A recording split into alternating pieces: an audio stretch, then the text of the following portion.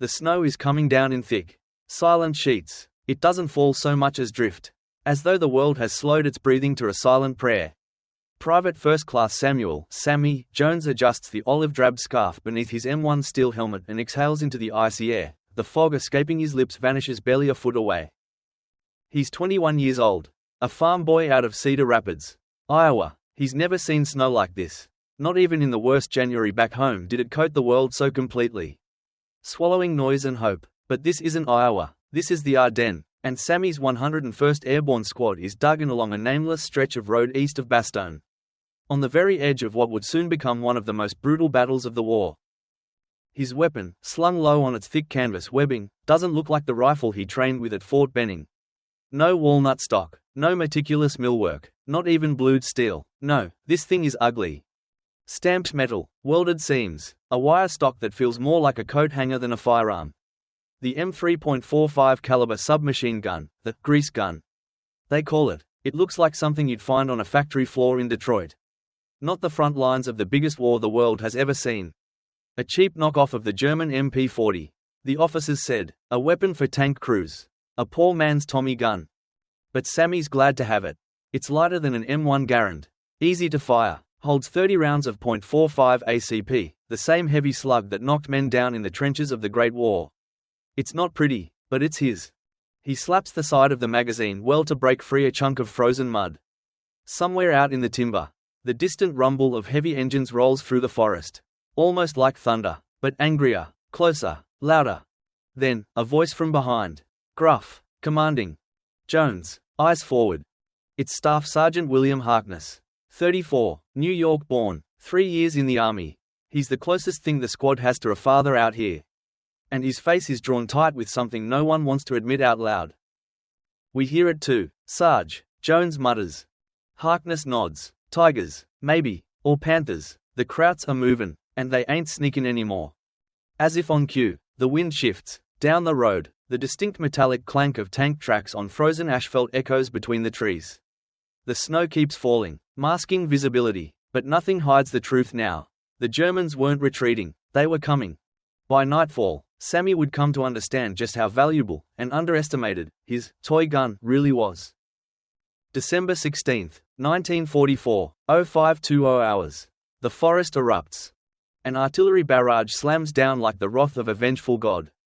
The first shells scream overhead, tearing into the treetops, splintering centuries-old pines into rainstorms of iron and wood. Snow, bark, and shrapnel mix mid-air like confetti from hell. The earth trembles beneath the force.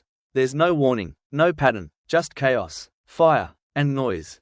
Private Jones is on his face, hands clamped over his helmet as dirt showers down around him. Something sharp grazes his cheek, a sliver of frozen pine. Maybe, he doesn't know, he doesn't care. The only thought pounding in his skull is get lower. Stay alive. It lasts for what feels like a lifetime. Then, silence. A silence so complete it roars in the ears. Sergeant Harkness is already moving. Up now, they'll be right behind it. As if summoned by his words, faint voices, in German, drift through the smoke-laced air. Orders, movement, the clip of boots on packed snow. They're coming.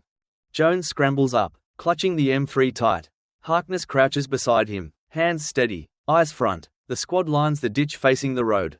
They've rehearsed this kind of ambush before, but always in training, not like this, never like this. A shape appears through the haze. Tall, broad-shouldered, a German infantryman in snow camouflage. MP40 slung across his chest. He advances cautiously, rifleman ghosting through the trees behind him. Jones feels the weight of the M3 in his hands. The cold has numbed his fingers. But not his fear. He flicks the clumsy safety switch with his thumb. The bolt slams forward with a cold clack. Harkness whispers, "Wait for it." The German squad is close now. 15 yards. 10. Breath visible in the freezing air. Then, Harkness gives the signal. Jones squeezes the trigger. The M3 comes alive, rattling in his grip as it spits fat .45 slugs across the clearing. Slow rate of fire, like a sewing machine compared to the Tommy gun, but Jones keeps it level. He's firing into a crowd. The rounds hit like sledgehammers. The first German drops instantly. The second spins, clutching his chest. The rest dive for cover. But there's none to be found in this bare patch of snow-draped road. The paratroopers' fire is disciplined, relentless. The M1s crack like thunder alongside the deep burp of Jones' submachine gun. Someone screams in German, "Zurück! Zurück!" Jones doesn't let up. He's not thinking about the cheap American design the Germans once mocked. He's just thinking about staying alive and making sure his buddies do. 2. The patrol scatters, dragging their wounded back into the tree line. The firefight dies down, breath steams from the mouths of the living. Beneath their boots, the snow is no longer white. Sergeant Harkness stands, scanning the road. Good work, boys, but that was just the scout force. His gaze hardens. The real wave is coming. Jones reloads the M3 with a fresh metal magazine. Snaps it in, slaps it home. December 16, 1944, 0730 hours. The forest holds its breath. The silence after battle is never true silence. It's a void filled with pounding heartbeats, half-formed prayers, and the ringing echo of what just happened. Private Jones wipes the barrel of his M3 on his sleeve, smearing ash and powder into the green wool. The smell of burnt cordite clings to everything, fingers, gloves, even the ice. Beyond the tree line, the German retreat wasn't a retreat at all. It was reorganization, tactical, purposeful, a gathering darkness in the pines. The next sound to shatter the freezing calm isn't boots or bark. It's engines, heavy, guttural, mechanical roars growling through the conifers like iron monsters in the underworld. Panzerkampfwagen VI, Harkness mutters. The Tiger tank, nearly 60 tons of armor and arrogance. Slower than its sleeker cousin, the Panther, but a walking fortress just the same. Its 88mm cannon can crack open a Sherman like a nutcracker. And here it comes. Jones grips the M3 tighter, knowing full well it won't scratch the paint on a Tiger. But that's not its job. Not today. To his right, Corporal Lucky Marston adjusts the bazooka on his shoulder. The M1A1 rocket launcher looks clunky, even in the hands of a man who's been training with it since Sicily. But he's steady, never lost a bet in his life, never lost his nerve either. They're moving with infantry support.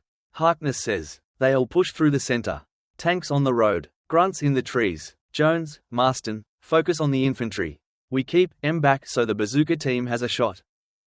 Jones nods. He's in the fight now. The fear is still there, but it's a cold, useful thing. The first Tiger crests the ridge, snow crunching under its treads.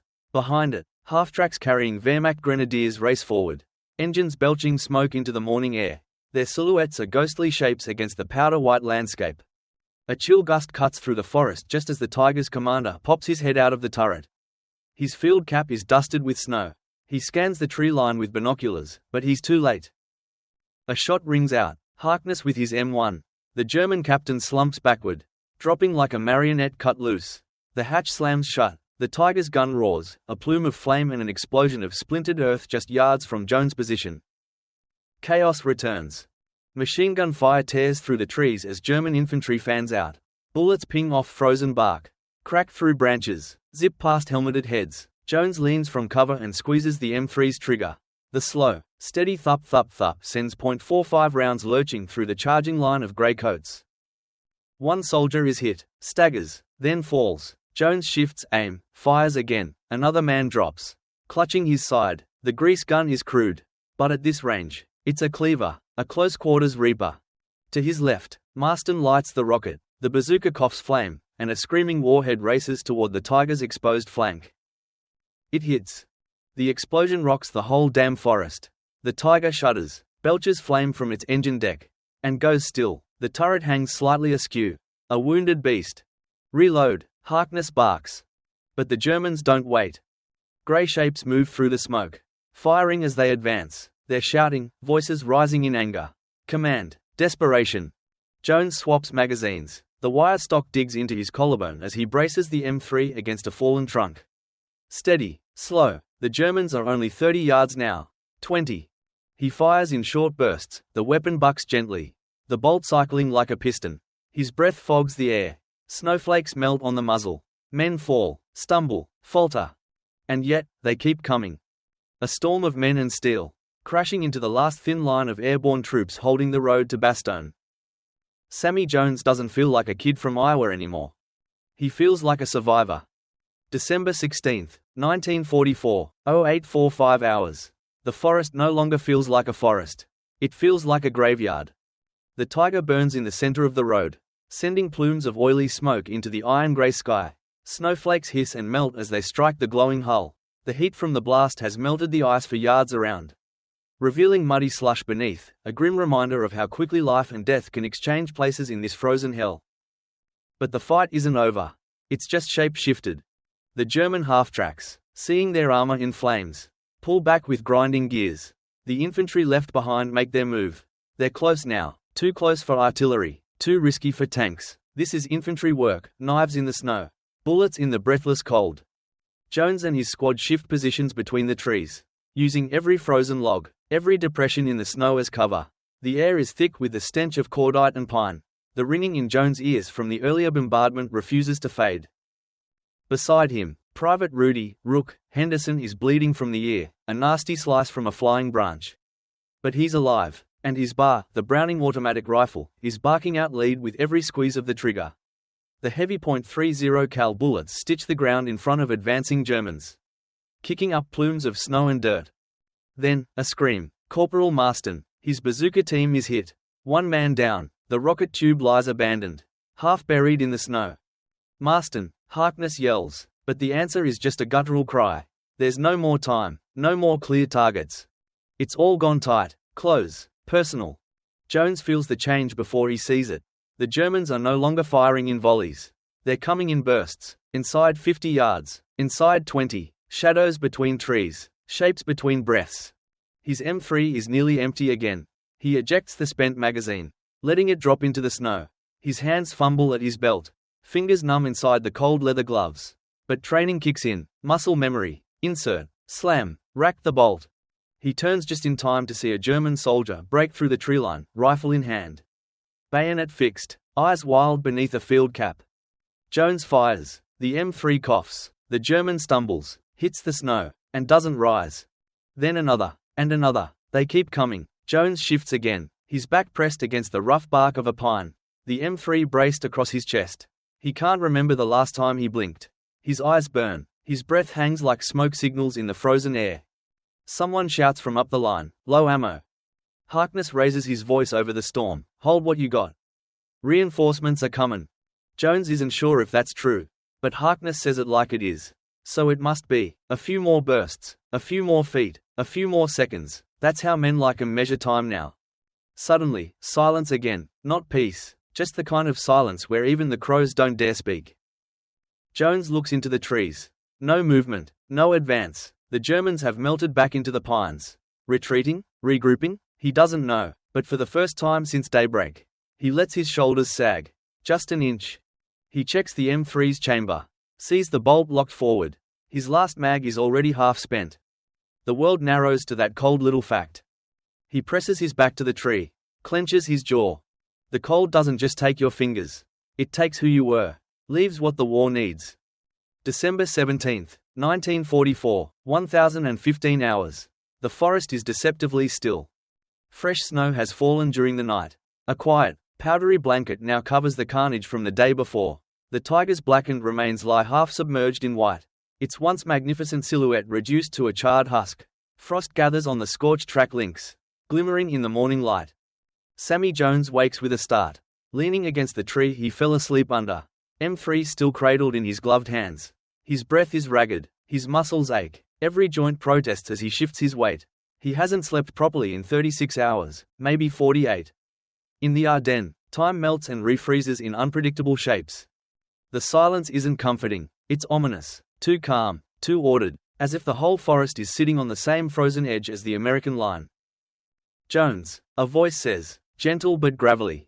It's Harkness, looking just as ragged as the rest. His face is gaunt, stubble dotted with frost. Eyes hollow but ferociously alert.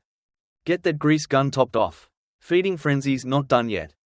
Jones nods. He shifts to kneel in the snow. Pulls open the last of his ammo pouches. The stamped metal magazines are slick with cold. Some dented from drops and hits. He wipes one on his jacket. Loads it into the M3. And lets the bolt slam closed with the familiar metallic shunk. You ever think how they laughed at this thing? Jones asks, eyes on the weapon. Harkness peers down at it. Hell, I laughed, too, first time I saw one. Looked like something a kid would carve in shop class. Jones smirks, but it's a tired, bitter smirk. Does the job, though. Harkness nods. War ain't about pretty, it's about enough. He pats Jones on the shoulder, then trudges toward the command position, a half-collapsed farmhouse the squad now uses as a makeshift HQ.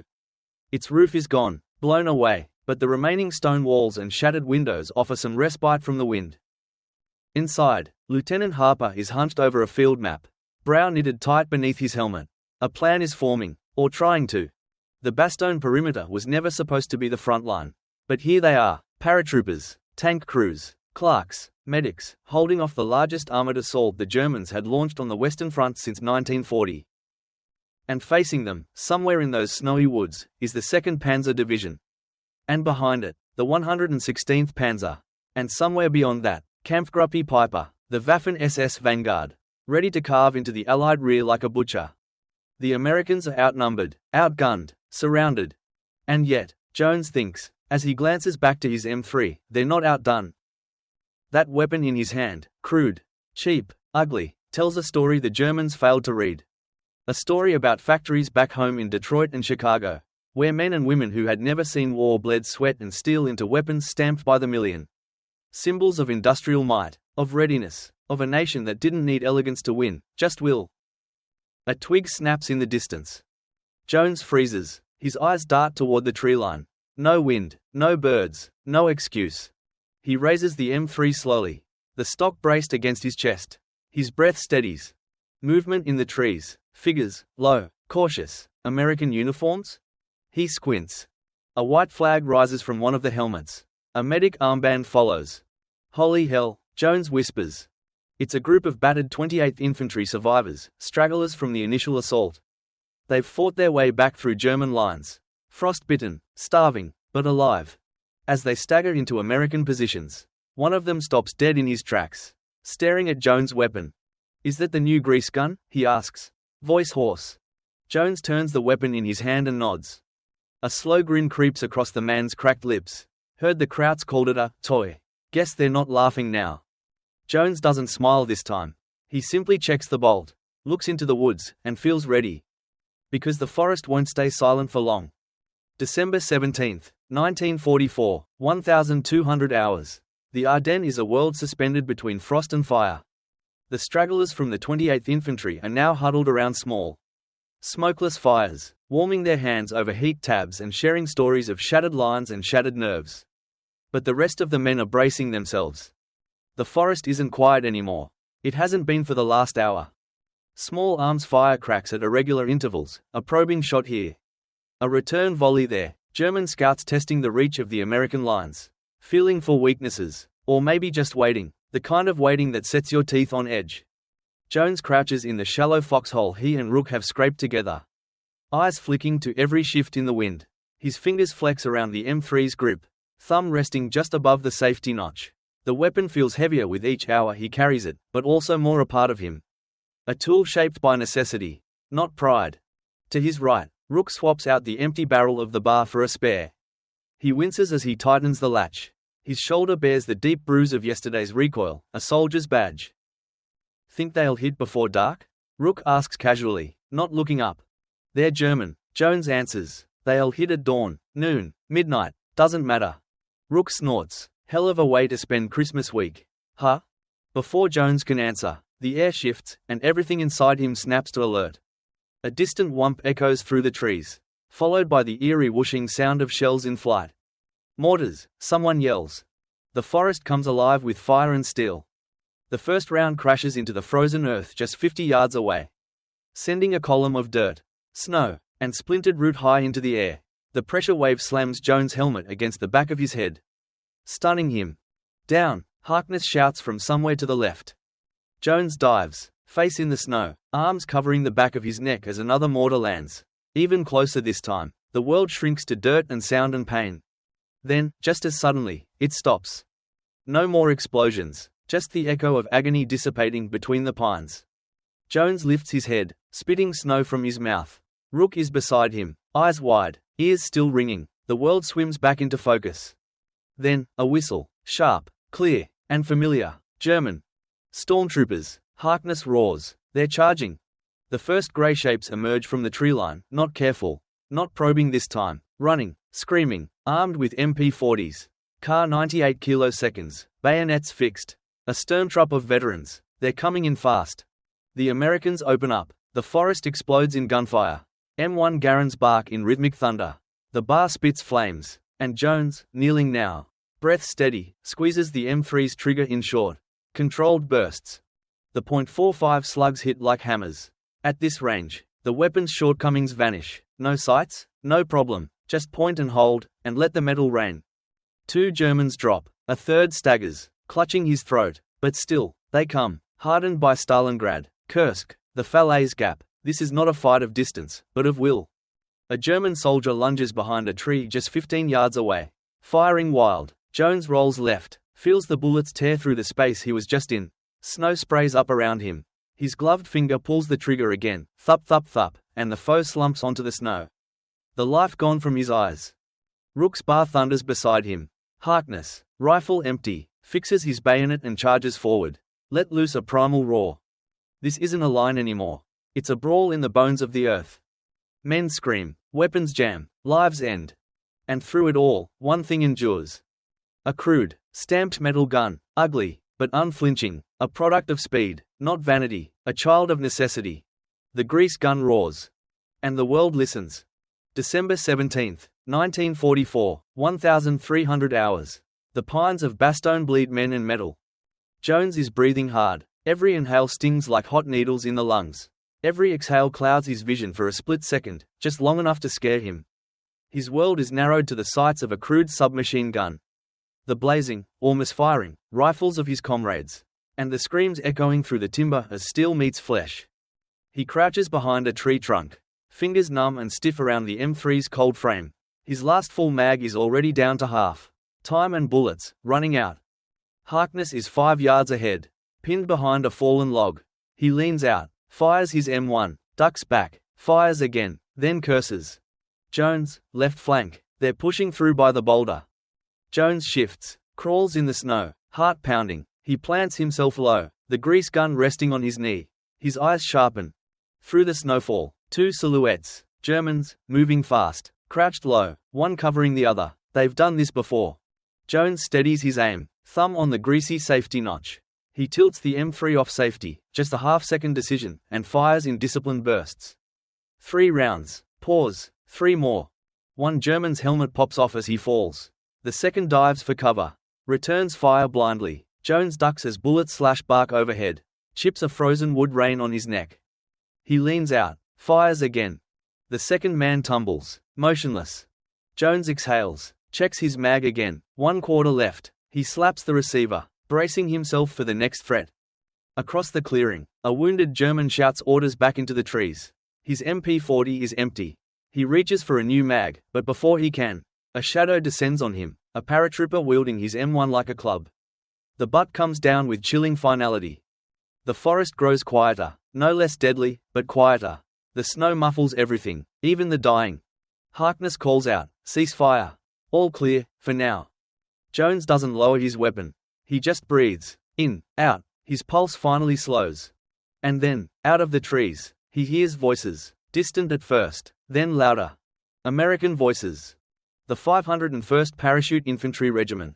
Reinforcements. The thin line around Bastogne has just grown a little thicker. One of the newcomers jogs over, panting, rifle slung across his shoulder. He pauses when he sees Jones' M3. That the new grease gun? Ain't seen one up close before. Jones nods. Ain't pretty, but it works. The man grins wearily. Hell, none of us are pretty anymore. Jones almost smiles. Almost. Because beneath the exhaustion, something else has settled into him. Not relief, not victory. Something harder. Something earned in the shadow of a burning tiger, with stamped steel in his hands and men dying at his feet. This was no parade ground. No training film. No romanticized war story.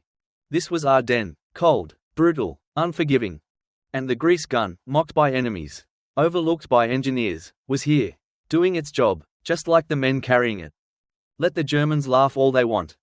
Until they meet it face to face. December 18, 1944, 0210 hours. The world is ice, smoke, and moonlight. The battle pauses, but it never ends.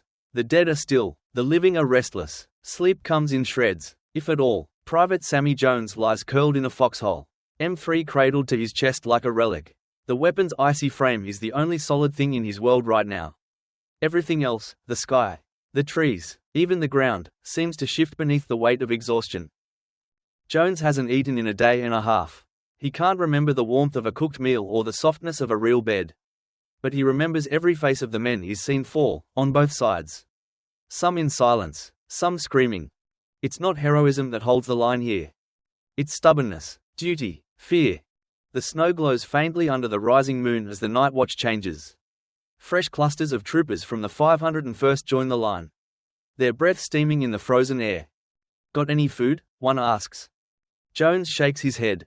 Ain't got nothin' left but bullets. Rook mutters nearby, cradling the bar like a wounded comrade. Harkness crouches over the command map, scribbling movements with a battered pencil as a lieutenant whispers updates into his ear. Small shifts in sectors, slight adjustments in firing lanes. They're no longer fighting to advance, just to stay, to survive each hour.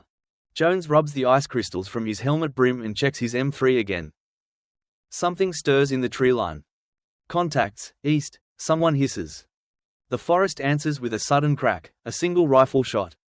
Then another, traces whip through the darkness. Streaks of red and white ricocheting through the air. The Germans are testing him again, not full assaults this time.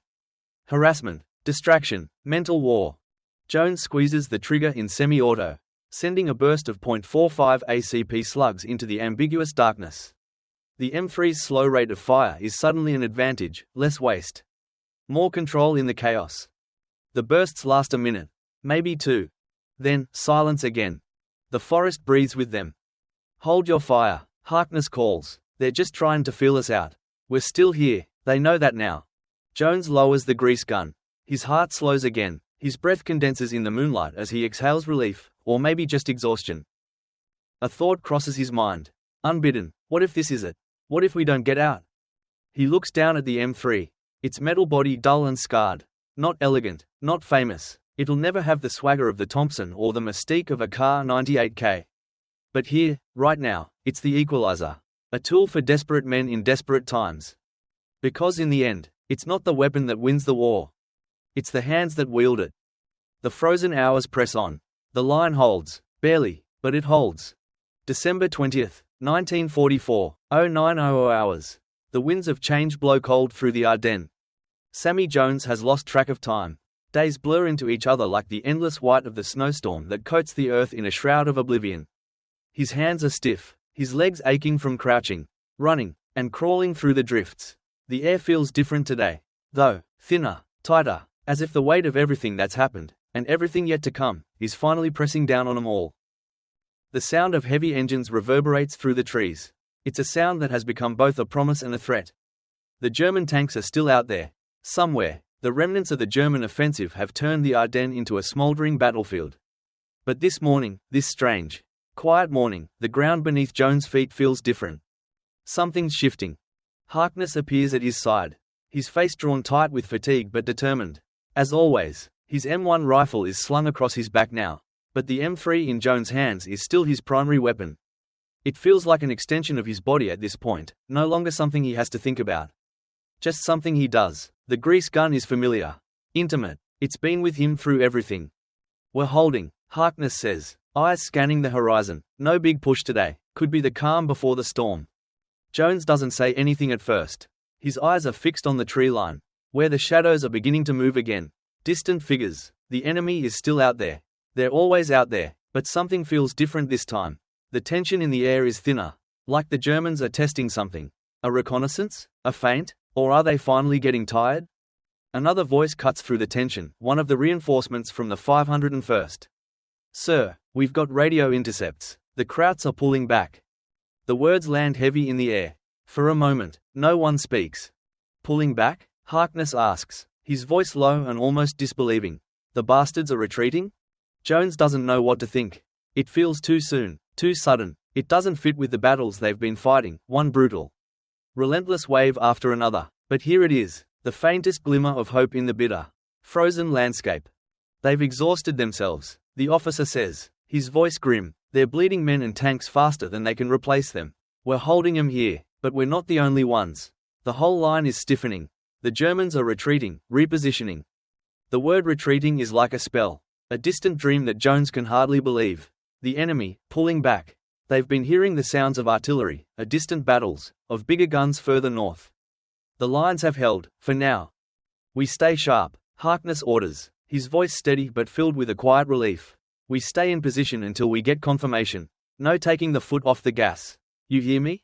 Aye, Sarge, Jones mutters, his voice thick with weariness. And for a long moment, nothing changes. The fire in the trees seems far away. The world seems to shift a little in their favor. But the fight isn't over. Not yet. It never is. The squad spends the next few hours reinforcing their position, collecting the wounded, and watching the snow thicken again, but this time, it's not falling just on them. It's falling on the Germans too. Then, around mid-afternoon, the word comes down the line, retreat orders confirmed. The Germans are pulling back. The offensive that had seemed unstoppable just days ago has stalled. The Allies, battered, frozen, on the brink, have held. And Sammy Jones, with the M3 pressed close to his chest, feels something that has been a stranger for days now. Not hope, not yet, but the faint stirrings of survival. The line will hold, and when it breaks, they'll push forward. It's not victory yet, but it's the beginning. December 23, 1944, 1,700 hours. The first rays of winter twilight stretch across the battlefield, softening the jagged edges of the day. The Germans are gone, or at least, they're pulling back, withdrawing into the depths of the Ardennes. The sound of their retreat is a distant growl, fading with each hour. The heavy tracks of their tanks rumble farther into the forest, growing quieter, softer, until all that remains is the wind howling through the trees and the crackle of fire from the American lines. Sammy Jones stands at the edge of the clearing, looking out over the snow-covered battlefield. His M3 rests loosely in his hands. Its cold steel a reminder of what it's carried him through. A weapon that had been laughed at by enemies and allies alike is now a symbol, not of precision or perfection, but of survival. Behind him, the 101st Airborne has begun to regroup. Medics tend to the wounded. Cooks stoke makeshift fires in the gutted shell of a farmhouse. And soldiers trade stories of the battle. Faces once young, now hardened by war. They speak of the cold, of hunger, of the endless march through snow, and the constant threat of death. Jones wipes the frost from his helmet. Looking over his squad, Harkness is talking to an officer, giving orders. Rook leans against a tree, cleaning his bar, muttering curses about misfires. The men are exhausted, broken in ways that words can't capture. But they're still here, they've made it. And the grease gun? It's still with him. It feels strange, this peace, or at least this temporary stillness. After days of relentless combat, it's hard to adjust to the quiet. It's as though the world is holding its breath, waiting for something. Or maybe it's just that the soldiers of the 101st know better than to expect mercy from the battlefield. They've seen the worst of it, and survived. Hey, Jones.